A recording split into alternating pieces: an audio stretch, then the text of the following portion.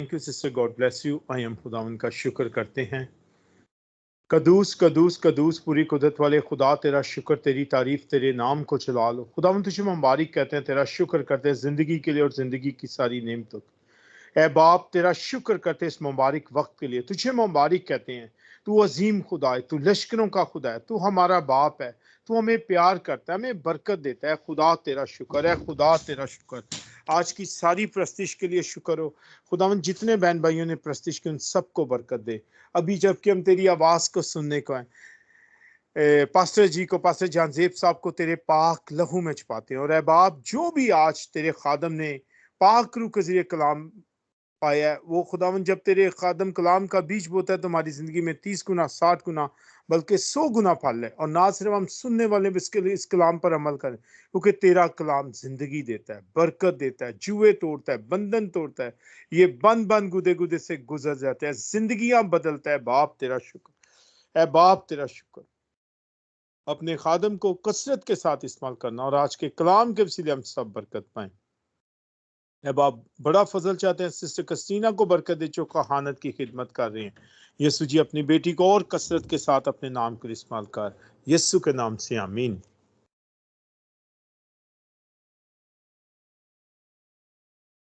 आमीन। Thank you brother ji, God bless you. हम खुदावन के कलाम पर तवज्जो करें ताकि भलाई देखें, क्योंकि खुदावन का कलाम कहता है, मेरी मुसीबत में यही मेरी तसल्ली है कि तेरे कलाम ने मुझे जिंदा किया है। आमीन। अब मैं इज्जत और नाम से पास्टर खुदावन के मस्जिद पर वेलकम करती हूँ। पास्टर जी, आप अपने माइक को अनम्यूट कीजिए और खुदावन के कलाम को शेयर कीजिए। God bless you pastor ji. God bless you बेटा, खुदा आपको बरकत दे, खुदा आपके साथ हो। आए आज हम सब खुदा के कलाम में से आज का मुकर्रर करदा विर्द जो है वो देखें। मुकद्दस पौलुस रसूल का करंथियों की कलीसिया के नाम दूसरा खत, दूसरा बाब और उसकी 11वीं आयत। खुदा के कलाम में यूं लिखा हुआ है, ताकि शैतान का हम प्रभाव ना चले, क्योंकि हम उसके हीलों से नावाकिफ नहीं। खुदा उनके पाकरम का पढ़ा और सुना जाना हम सबों के लिए बायस बरकत हो। उसी यीशु में मेरे अजीज बहनों और भाइयों, एक बहुत ही इंटरेस्टिंग गेम है जिसको हम चेस या शतरंज कहते हैं। उसको विन करने के लिए, जीतने के लिए आपको मुखालिफ शख्स की चाल के बारे में अगर इल्म हो जाए कि फलां शख्स अब कौन सी चाल चलने वाला है, तो आप ज्यादा बेहतर तरीके से उस गेम को खेलकर जीत सकते हैं। ऐसे ही हम सब जो मसीही जिंदगी में आ जाते हैं, मसीह को कबूल कर लेते हैं, ईमानदार जब हम बन जाते हैं, हम मसीह को अपना शख्सी निजात दहिंदा कबूल कर लेते हैं, तो हमारे लिए अपने मुखालिफ के बारे में इल्म रखना, उसकी चालों के बारे में, उसके तमाम हीलों बहानों के बारे में इल्म रखना हमारे लिए इंतहाई अहम हो जाता है। इसी बात को मद्देनजर रखते हुए खुदा का बंदा मुकद्दस पौलुस करंथियों की कलीसिया के नाम खत के दौरान अपने ईमानदार बहनों और भाइयों से मुखातिब होता है और उनको ये बात याद दिलाता है कि हम अपने दुश्मन, अपने मुखालिफ अबलीस के तमाम हीलों से, उसके दाव पेच से हम बाखूबी वाकिफ है। उसकी सारी स्ट्रेटजी जो वो हमारे खिलाफ इस्तेमाल करता है, हम उसकी तमाम प्लानिंग को अच्छे तौर से जानते हैं कि वो किस तरह हम पर हमलावर होता है। और बतौर मसीही ईमानदार हमें अपनी इस रूहानी जंग में अपने मुखालिफ के तमाम हथियारों का और उसके तमाम मज़ाइल्स जो वो इस्तेमाल करे, हमें उनके बारे में इल्म होना ज़रूरी है कि वो किस तरह से हमारे ऊपर हमला करता है, किन हथियारों को लेकर हमारे ऊपर अटैक करता है। ये तमाम चीजें एक मसीही ईमानदार को जानना बहुत जरूरी है। और सबसे पहली बात कि वो जो मैदान इस्तेमाल करता है, वो जो जंग के लिए जगह इस्तेमाल करता है, वो हमारा जहन है, हमारा माइंड है, जहां पर वो इस सारी जंग को हमारे खिलाफ, इस सारी शतरंज की बरसात को जो वो लगाता है, वो हमारे माइंड में सबसे पहले दाखिल होता है। हमारे माइंड को बतौर मैदान जंग इस्तेमाल करता है। इब्लीस और हमारे दरमियान जितनी जंग होती है, वो हमारे अपने माइंड में, अपने जहन में होती है।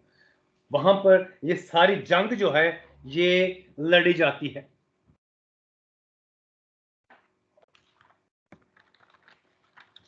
इब्लीस का पहला हथियार वो जगह की सिलेक्शन है कि वो उसने जगह की सिलेक्शन कैसे की हुई है। वो हमारे माइंड में आकर, हमारे जहन में आकर हमसे जंग करता है, और हमारे जहन में आने के बाद वो मुख्तलिफ फार्मूले इस्तेमाल करता है, मुख्तलिफ वो हथियार इस्तेमाल करता है। जैसे आज जदीद दौर में हम देखते हैं कि जंगों के दरमियान मुखालिफ फौज जो है वो जमीन के अंदर माइंस जो है वो लगा देती है, ताकि जब दूसरी फौज आए तो वो उनका कदम जब वहां पर पड़े तो वो क्या हो, ब्लास्ट हो, और वो फौज, वो आर्मी के जवान वहां पर शहीद हो जाए, मर जाए।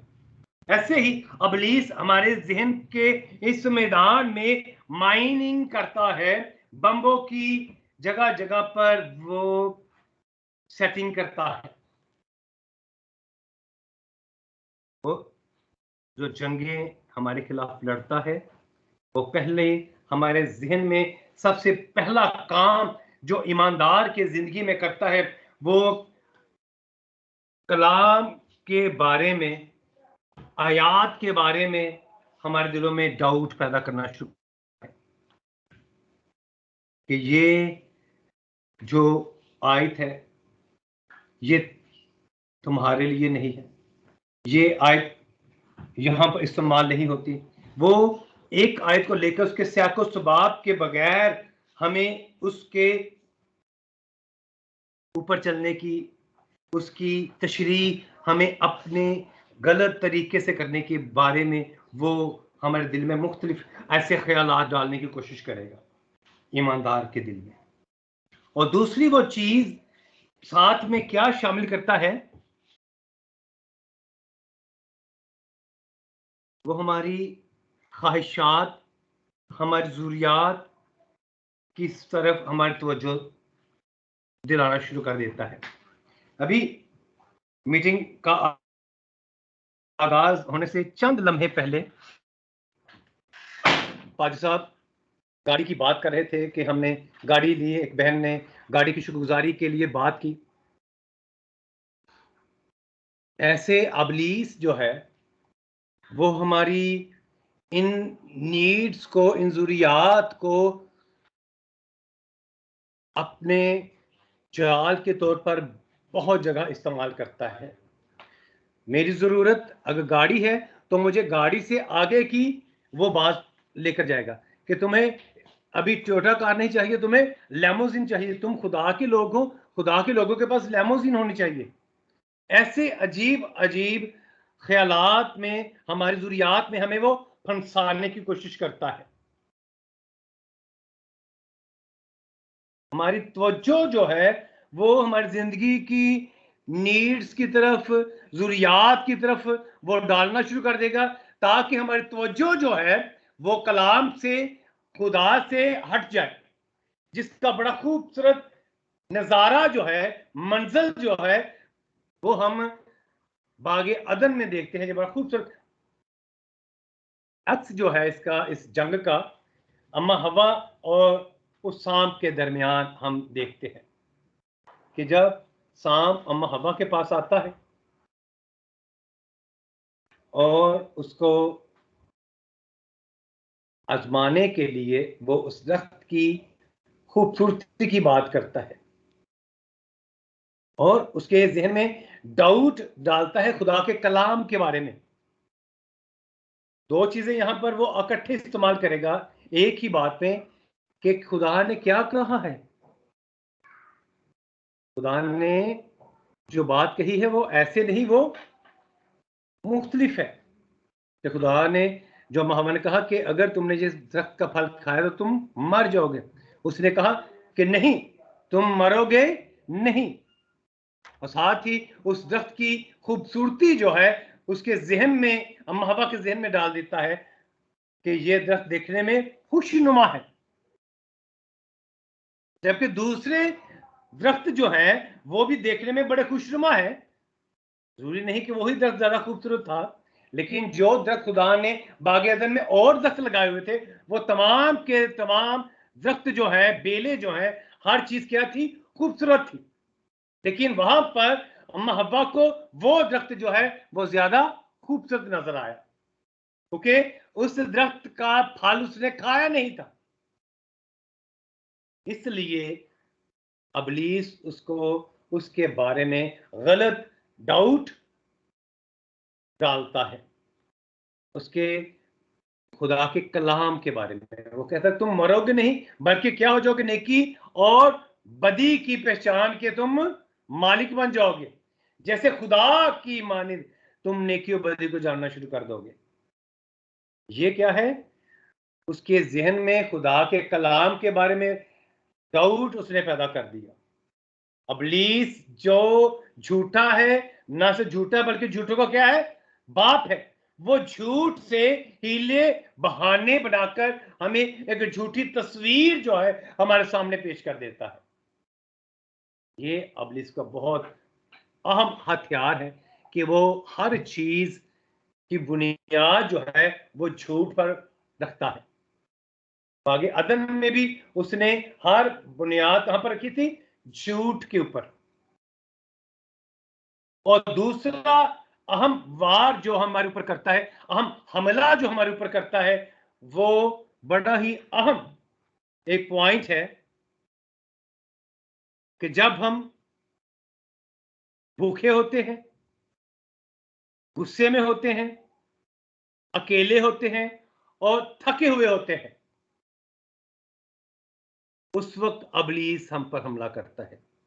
हमारी भूख का, हमारे गुस्से का, हमारे अकेले रहने का, तन्हाई का, और जब हम बहुत ज्यादा थके हुए होते हैं, इन चार चीजों को अपनी जिंदगी में आप देखें, आप एनालिसिस करें कि जब ये चार कंडीशंस, कैफियत हमारे ऊपर जब होती है तो हम बहुत कमजोर अपने आप को महसूस करते हैं।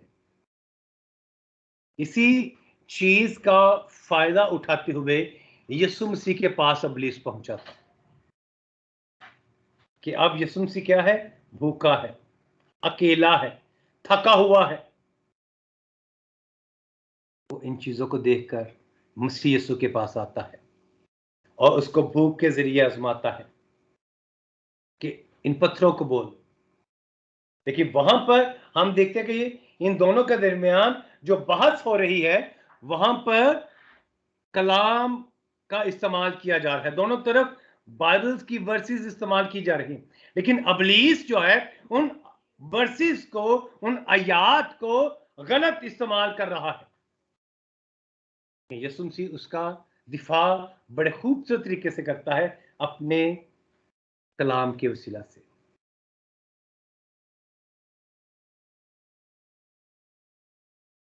वो भूख में, गुस्से में, तन्हाई में, जब हम थके हुए होते हैं, उस वक्त वो हम पर हमला करता है। जैसे यीशु मसीह जब 40 दिन और 40 रात बियाबान में रहे, तो वहां पर अबलीस ने उसे बार बार आजमाया। वो 3 आजमाइशें जो हैं, वो सिर्फ 3 या 1 दिन की बात नहीं है। वो ऐन मुमकिन है कि अबलीस 40 दिन और रात मुसलसल उससे बहस करता रहा होगा, उसके मुख्तलिफ तरीकों से यीशु मसीह को डिस्टर्ब करता रहा होगा, उसको तंग कर रहा होगा। लेकिन यीशु मसीह 40 दिन और 40 रात उसके साथ जंग लड़ता रहा और उसने फतह हासिल की। अबलीस ने 2 जगह पर बड़ी ही जबरदस्त हम जंग देखते हैं, एक आदमी अव्वल से, एक आदमी सानी से। आदमी अव्वल से जब बागे अदन में जब उसने जंग की, लड़ाई की, तो वहां पर क्या हुआ, उसे फतह हासिल हुई। लेकिन जब आदमी सानी यानी कि यीशु मसीह से जंग करने के लिए आया, तो वहां पर यीशु मसीह ने उसे शिकस्त दी कलाम मुकद्दस की वसीला से। ओके, आदमी अव्वल ने कलाम की अमेजिश को ना पहचाना कि अबलीस अब कलाम की अमेजिश करके हमें क्या कर रहा है, वर्गला रहा है, झूठ और हीले बहानों से, अपने दाव पेच से हमें फंसा रहा है, और अबलीस उनको फंसा लेता है और बागेदर में से बाहर निकाल देता है।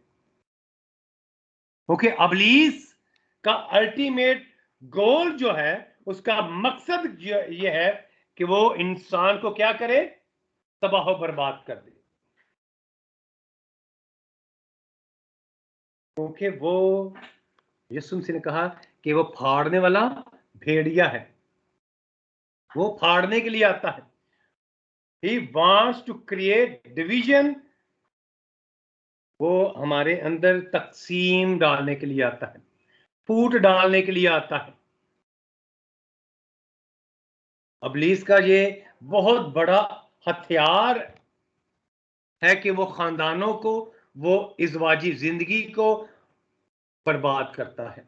आज आप सब इस बात को जानते हैं कि तलाक की शर्रा जो है वो मसीहियों में भी रोज ब रोज बढ़ती जा रही है। मसीही लोग भी अब इस लफ्ज से ना आशना नहीं रहे।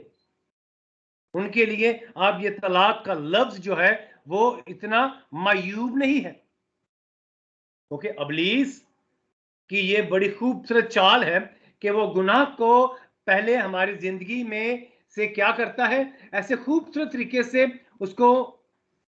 उसका फोकस आउट करता है कि हमें ये चीज जो है वो धुंधली सी दिखाई दे। फिर आहिस्ता आहिस्ता वो हमारे जहनों में उसके बारे में एक छवि ऐसी बना देता है कि ये जो गुनाह है, ये जो सिन है, ये सिन न रहे। ये एक खूबसूरत सा सीन बन जाए। सीन को वो क्या तब्दील कर देता है, एक सीन में तब्दील कर देता है कि जो बड़ी खूबसूरत देखी जाने वाली चीज हो। सीन को किस में तब्दील करता है, सीन में तब्दील कर देता है, सीनरी में तब्दील कर देता है, जिसे देखने के लिए लोग जाते हैं। ऐसे ही आज के दौर में भी अबलीस ने सीन को खूबसूरत सीनरी के अंदर तब्दील कर दिया है। हम इंसान जो है आज बेशुमार गुनाह आलूदा कामों को अब हम अपनी रोजमर्रा की जिंदगी को, अपने कल्चर को नाम देकर उसको अपनी जिंदगी का हिस्सा बने हुए हैं। चले, ये कोई बात नहीं, ये हमारे कल्चर का हिस्सा है, ये रूटीन है, ऐसे चलता है। ये चलता चलता करते करते अबलीस ने हमें खुदा के घर से चलता कर दिया है कि हम खुदा के घर से निकल जाए।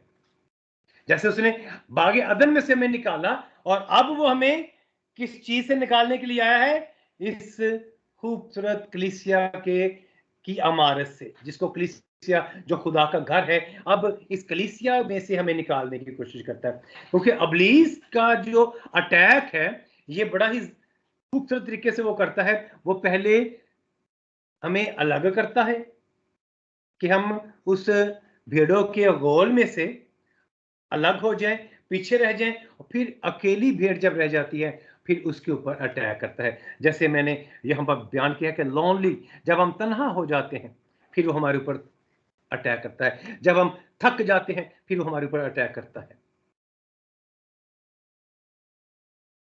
ये जो 4 पॉइंट्स हैं, Hungary, angry, lonely and tired, इनको अगर अलग अलग इनको जमा किया जाए तो HALT,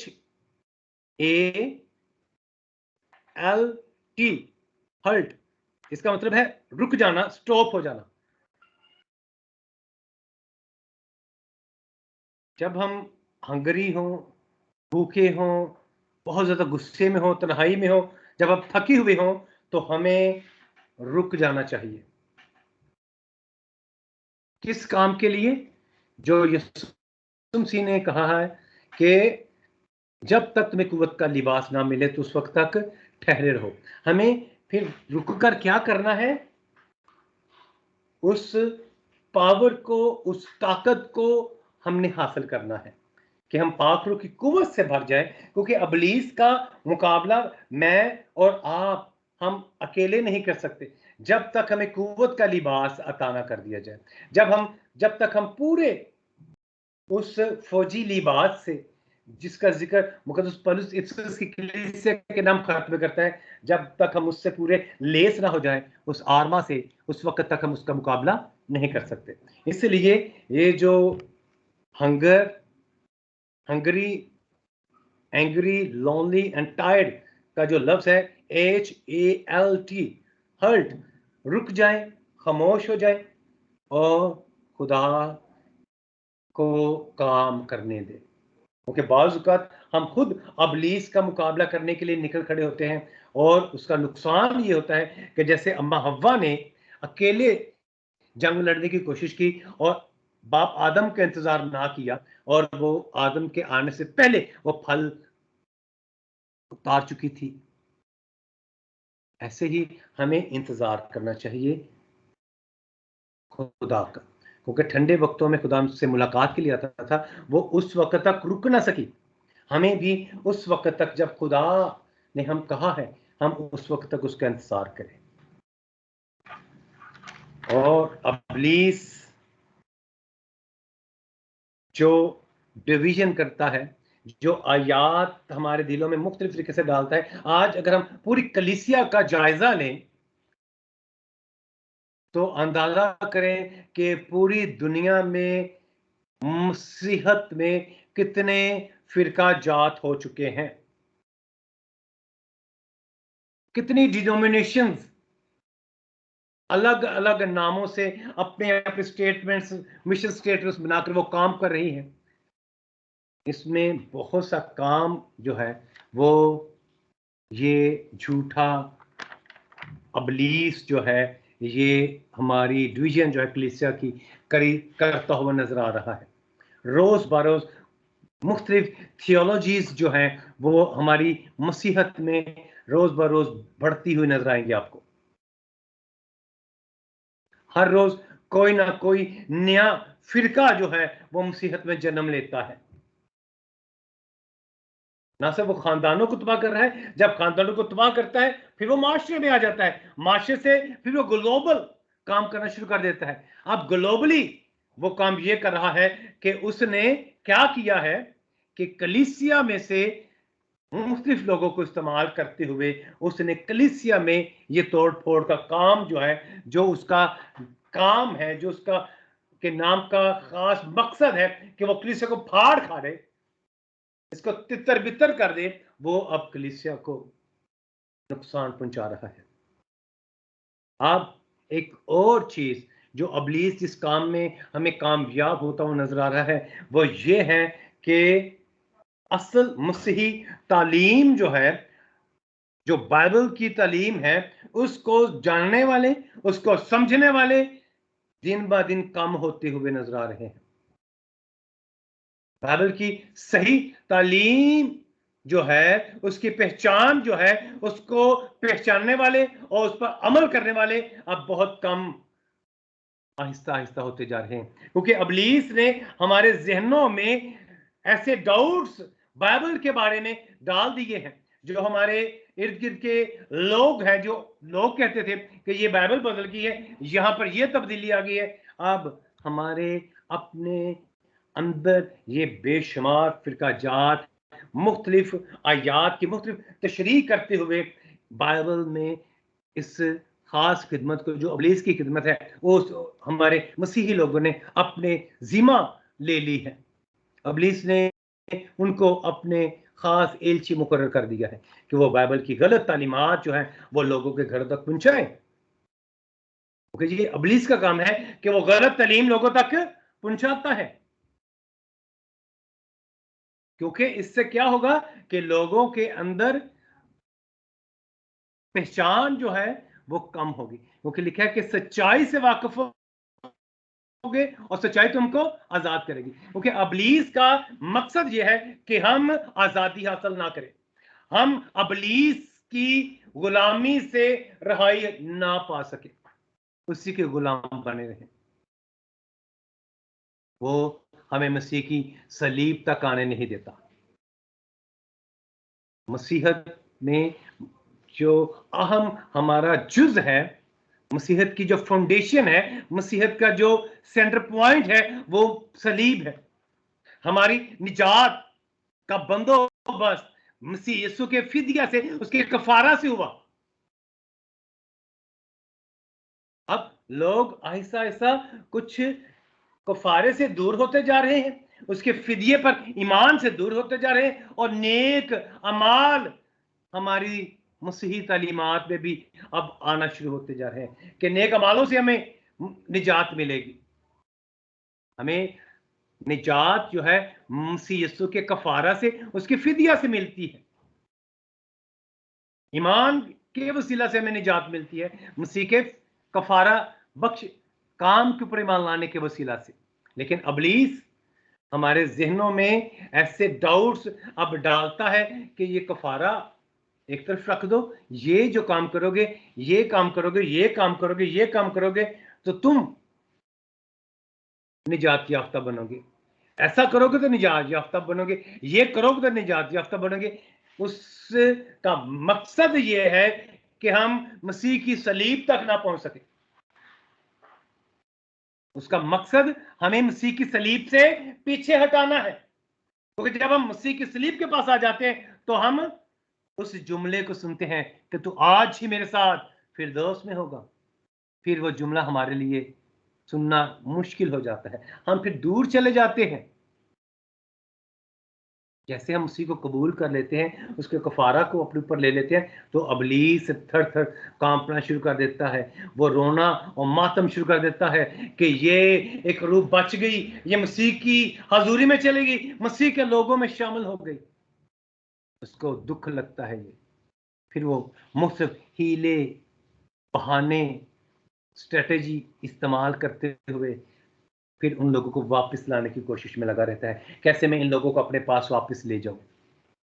हमें उसकी इन तमाम प्लानिंग्स को देखने की जरूरत है कि वो कैसे हमारे जहनों में हमारी ख्वाहिशात को बढ़ाता है कि ये ख्वाहिश ले लूं, ये चीज हासिल कर लूं, और फिर गुनाह के बारे में हमारी सोच जो है वो तब्दील कर देता है। हमें फिर गुनाह महसूस नहीं होता, सिन नहीं रहता, सीन में बदल देता है, खूबसूरत सीनरी बना देता है गुनाह की हमारे सामने, और हमारे माइंड में कलाम मुकद्दस की तशरीह मुख्तलिफ कर देता है। आयात को हमारे सामने वो मुख्तलिफ तरीकों से इस्तेमाल करता है,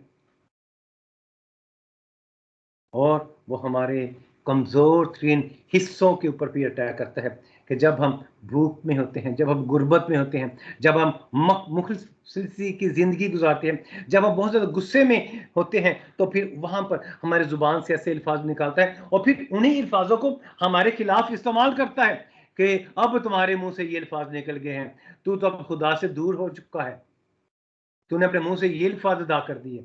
फिर इससे क्या करता है, वो हमारे ईमान को कमजोर करता है। जो हमारे ऊपर मसीह का फजल हुआ होता है, उस फजल को हमारे ऊपर कमजोर करता है।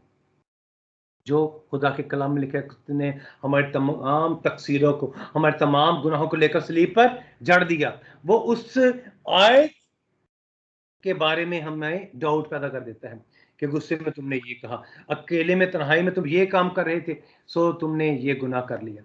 सो अपने आप को हमने देखना है कि अबलीस हमें इन हीलों से खुदा से दूर ना ले जाए, इन मुख्तलिफ बहानों से हमें खुदा से दूर ना ले जाए। उसकी स्ट्रेटजी को आज हम सब जानते हैं, उससे वाकिफ हैं कि कैसे उसने हव्वा बाप आदम को आजमाया और कैसे उसने यीशु मसीह को आजमाया, और आज वो हमारे ऊपर हमले करता है। हमें उसके तमाम हमलों का इल्म है, उसके तमाम हथियारों का हमें इल्म है, उसके हथियारों को हम जानते हैं। सो आज आए हम सब उसकी प्लानिंग को जो वो हमारे खिलाफ करता है, उसे जानते हुए हम उसका भरपूर तरीके से और रूह कुद्दस से ममूर होकर मुकाबला करें। खुदा उस कलाम के सिला से हमें अच्छे तौर से अबलीस पर गालिब आने का फजल बख्शे।